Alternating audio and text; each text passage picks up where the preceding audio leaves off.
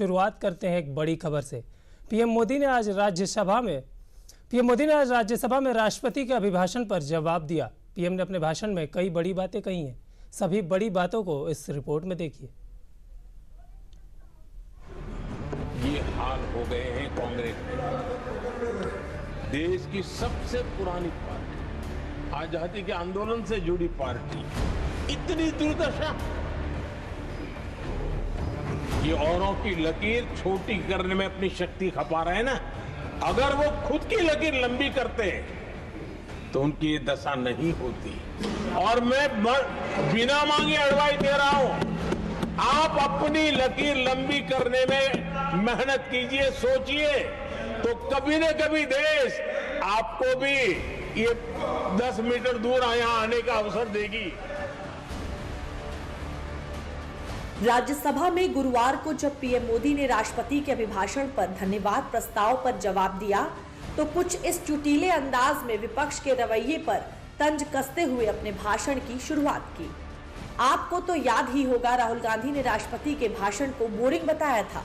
PM Modi का ये इशारा राहुल गांधी के साथ राष्ट्रपति के भाषण की आलोचना करने पर पूरे विपक्ष पर था। पीएम मोदी का भाषण सबका साथ सबका विकास पर फोकस रहा और इसके जरिए कांग्रेस पर निशाना साधा। यहां पर सबका साथ सबका विकास, इस पर बहुत कुछ कहा गया। मैं समझ नहीं पाता हूं कि इसमें कठिनाई क्या है। सबका साथ सबका विकास, ये तो हम सबका दायित्व है और इसीलिए तो देश ने हम सबको यहां बैठने का अवसर दिया है। लेकिन जहां तक कांग्रेस का सवाल है, उनसे सबका साथ सबका विकास, इसके लिए कोई अपेक्षा करना, मैं समझता हूं कि बहुत बड़ी गलती हो जाएगी।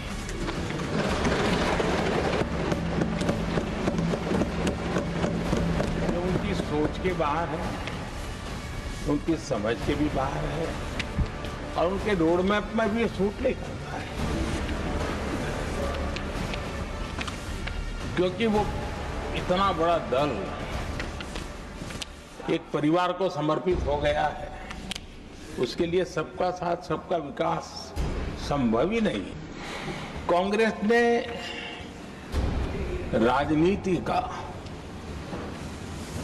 एक ऐसा मॉडल तैयार किया था जिसमें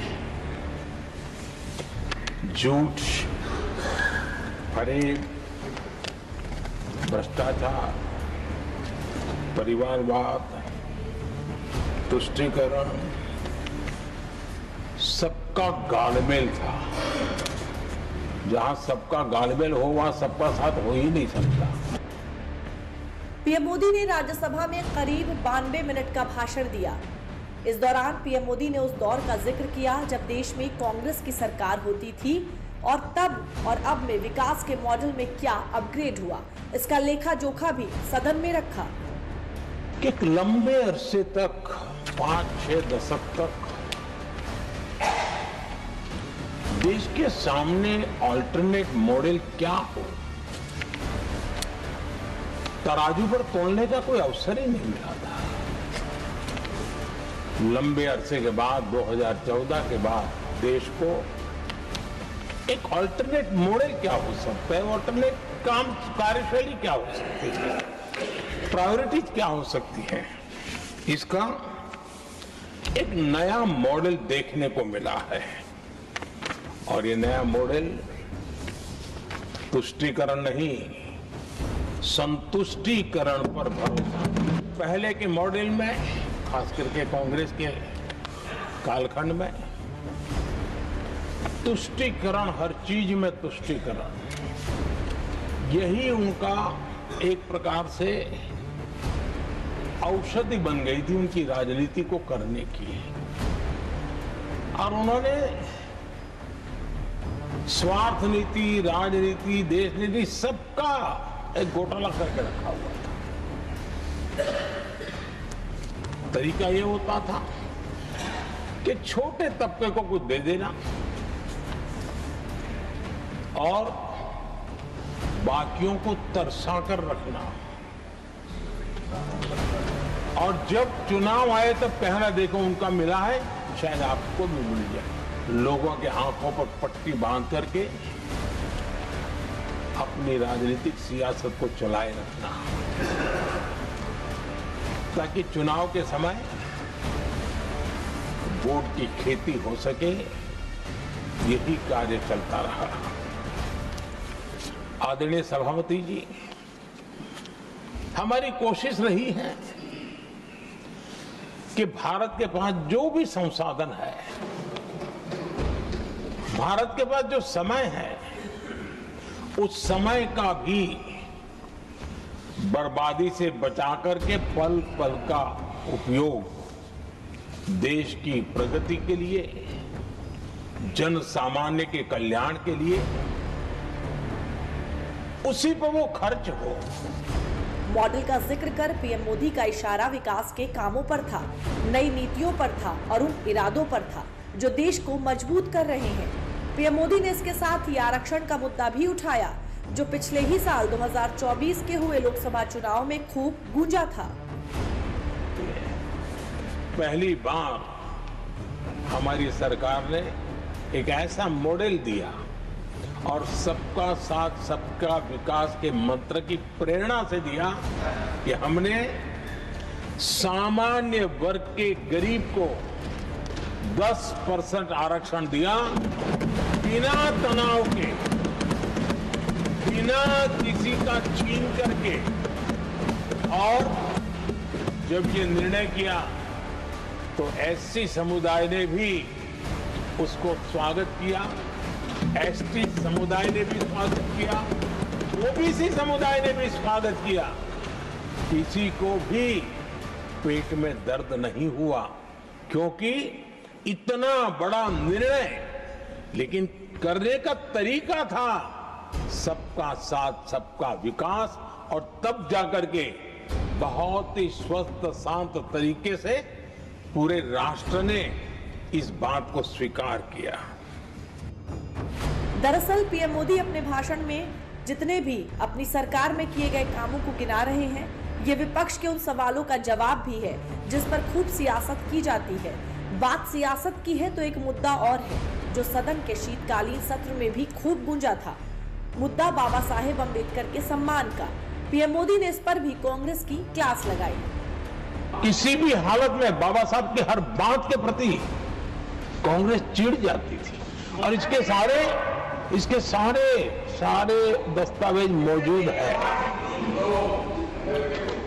और इस गुस्से को दो बार बाबा साहब को चुनाव में पराजित करने के लिए क्या कुछ नहीं किया गया।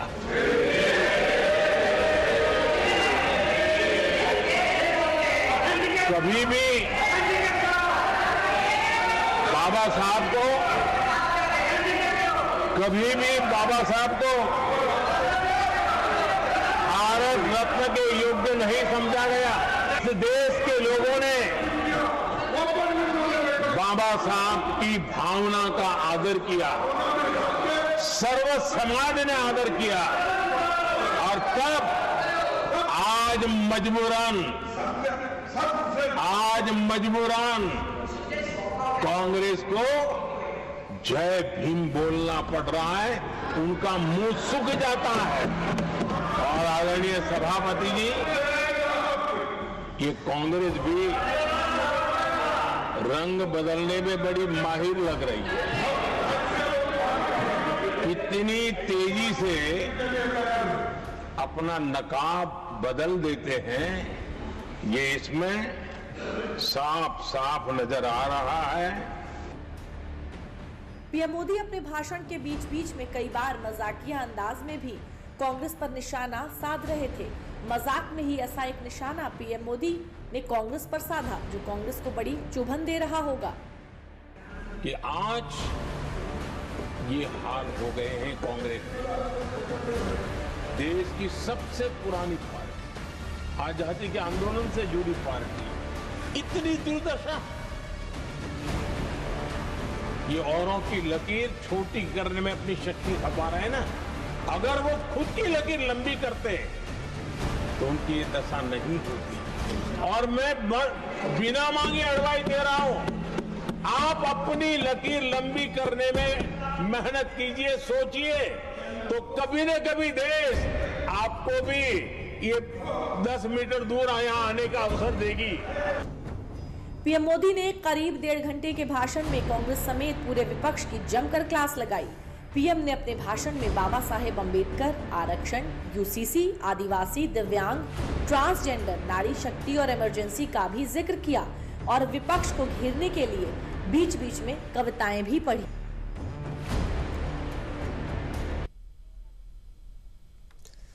न्यूज़ 360 में अब आपको दिखाते हैं एक ऐसी खबर जो